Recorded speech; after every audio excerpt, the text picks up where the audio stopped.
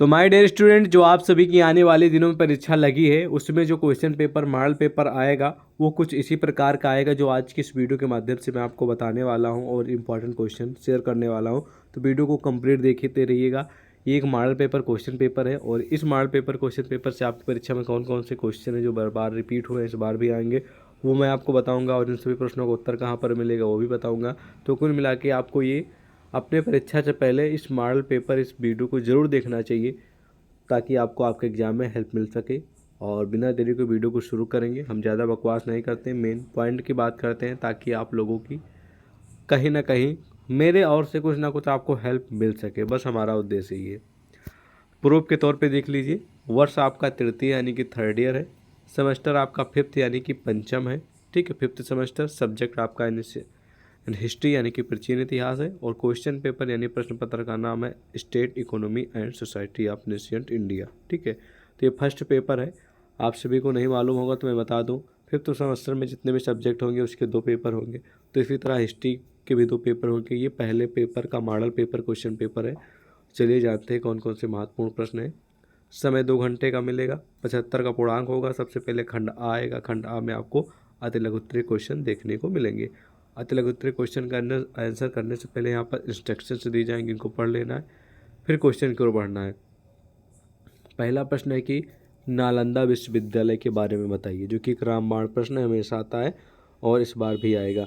नालंदा एक विश्वविद्यालय यानी कि यूनिवर्सिटी है, जैसे कि आप किसी न किसी यूनिवर्सिटी के स्टूडेंट हैं, उसी तरह एक बहुत ही पॉपुलर और नेशनल यूनिवर्सिटी है और इसमें बहुत पुरानी यूनिवर्सिटी है, ठीक है। इसमें बहुत पुराने पुराने लोग विदेशों से पढ़ने आते थे, ठीक है, पहले के ज़माने में, ठीक है। और ये बहुत ही एक्टिव और बहुत ही बड़ी यूनिवर्सिटी है। इसके बारे में आप जितना भी हो सके अच्छे से तैयार कर लीजिएगा और ये क्वेश्चन 100% गारंटी वाला है। मैं आपको दावा के साथ बोल रहा हूँ कि प्रश्न आएगा और इसको तैयार जरूर करके जाइएगा, ठीक है। इस मॉडल पेपर से जो जो प्रश्न आए हैं पिछले वर्षों में, इस बार आने की संभावना है, वो मैं आपको बता दूंगा, तो आपको काफ़ी हेल्प मिल जाएगी आपके एग्जाम में, ठीक है। और इसका उत्तर स्पेशल कहाँ पर मिलेगा वो भी बता दूंगा। अगला क्वेश्चन कि वर्ण क्या है। वर्ण एक मतलब कि क्वेश्चन जो है वो हमेशा तो नहीं आया है लेकिन कुछ परीक्षाओं में आया है, इसलिए इसको हम 70% मान के चलते हैं कि आ सकता है बस।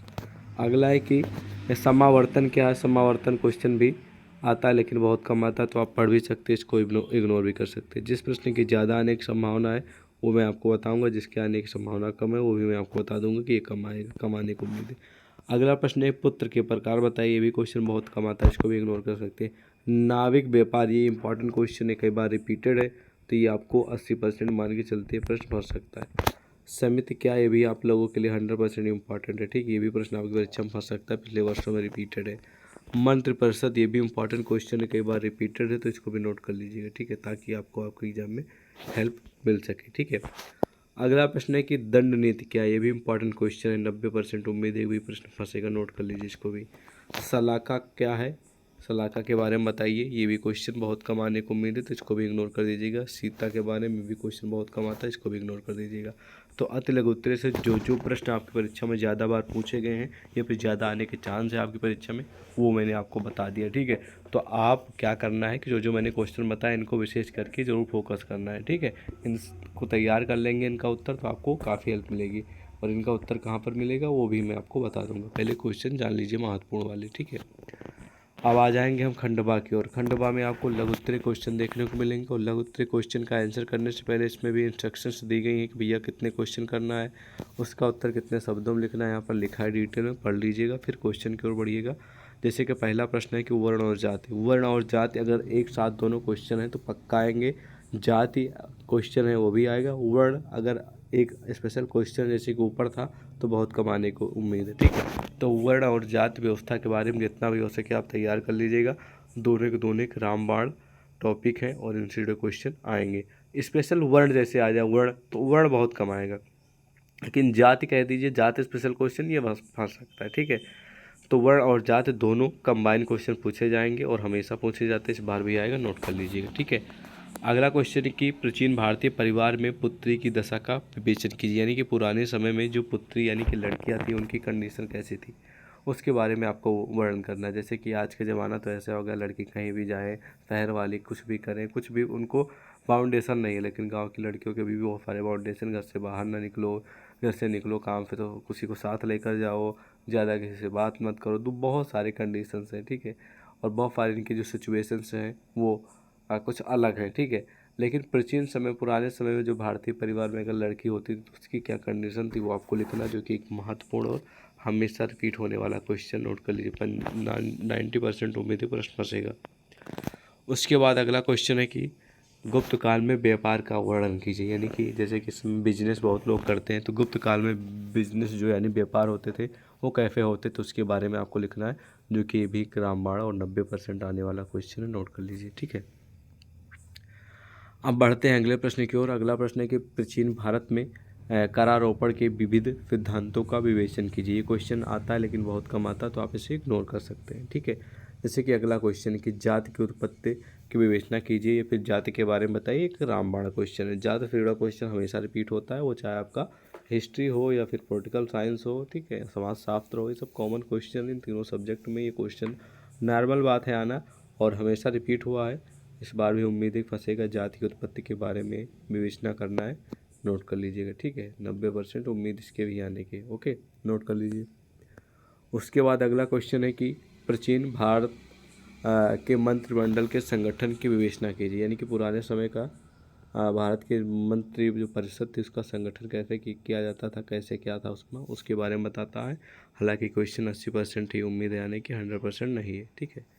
अगला के प्राचीन भारत में भू स्वामित्व पर निबंध लिखिए। ये एक 95% आने वाला क्वेश्चन, ये परीक्षा में कई बार रिपीट हुआ है कि प्राचीन यानी कि पुराने भारत में, पुराने समय में भू स्वामित्व यानी कि भूमि का जो स्वामी होता था, स्वामित्व था, उसके बारे में आपको लिखना, जो कि एक कॉमन और रिपीटेड क्वेश्चन। नोट कर लीजिए, ठीक है।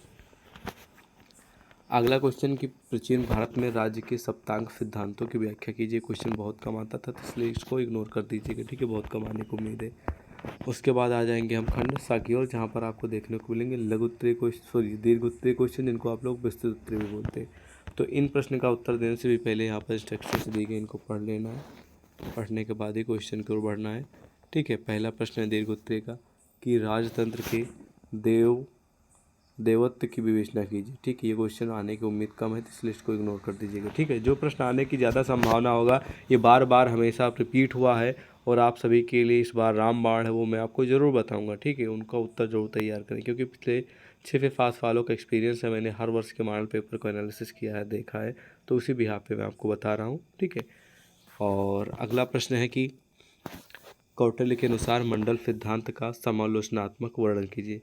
तो कौटिल्य के बारे में भी आपको तैयार कर लेना है, ये भी आपके फ्लेवर्स में है, 5th सेमेस्टर में फर्स्ट पेपर में।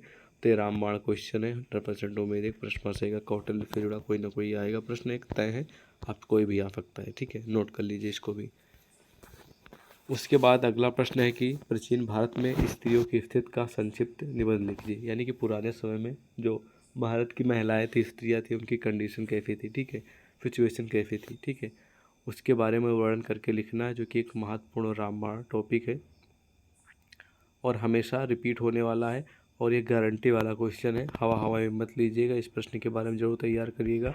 स्पेशल मैं आपको बोल रहा हूँ, ये पक्का फंसेगा, नोट कर लीजिए, हमेशा आया है इसलिए बोल रहा हूँ, ठीक है, नोट कर लिया। चलिए नेक्स्ट क्वेश्चन की ओर बढ़ते हैं।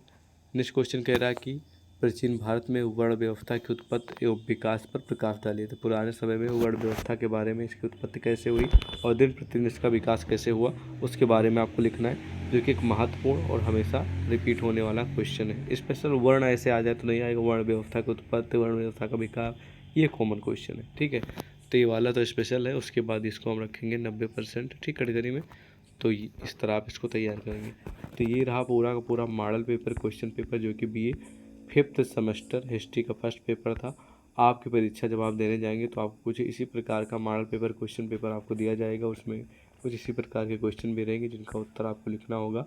और इस मॉडल पेपर, क्वेश्चन पेपर से जो जो मैंने प्रश्न बताए, अगर आप सिर्फ और सिर्फ उन्हीं का उत्तर तैयार कर लेंगे तो मैं ज़्यादा तो नहीं बोलूँगा, ठीक है, कि आप 75 ला देंगे, लेकिन मैं इतना ज़रूर बोलूँगा कि आप आसानी से 30 से 35 नंबर आसानी से ला सकते हैं, ठीक है। इस मॉडल पेपर से जो जो प्रश्न आ सकते थे, जिनकी अनेक संभावना थी, वो मैंने आपको बताया। बाकी अन्य भी बहुत सारे महत्वपूर्ण प्रश्न आपको देखने को मिलेंगे, जिनको मैं महासंग्राम वीडियो में कवर करा दूंगा।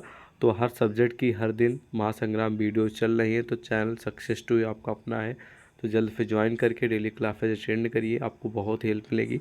बाकी क्वेश्चन आंसर अगर आपको मतलब कि इन सभी प्रश्नों को उत्तर चाहिए तो अभी के लिए आप इंटरनेट पे सर्च कर सकते हैं। बाकी मैंने आप सभी के लिए एक वेबसाइट भी बनाई है जिसका लिंक वीडियो के डिस्क्रिप्शन में मिल जाएगा, उस पर भी आप लोग विजिट करके वहाँ पर क्वेश्चन आंसर आपको देखने को मिलेंगे। क्वेश्चन भी रहेगा, उसका नीचे उत्तर भी रहेगा, पीडीएफ भी लेंगे, तो वहाँ से आप तो तैयारी कर सकते हैं। सॉल्व्ड पूरे मॉडल पेपर है, ठीक है, बहुत हेल्प मिलेगी। वहाँ पर क्वेश्चन है, उसका उत्तर भी है, कहीं पर बढ़िया मोबाइल खोल लीजिए, पढ़ते रहिए, ठीक है, इससे आसान क्या होगा। बाकी आज की इस वीडियो में बस इतना ही, मिलते हैं एक और नई वीडियो में। जय हिंद।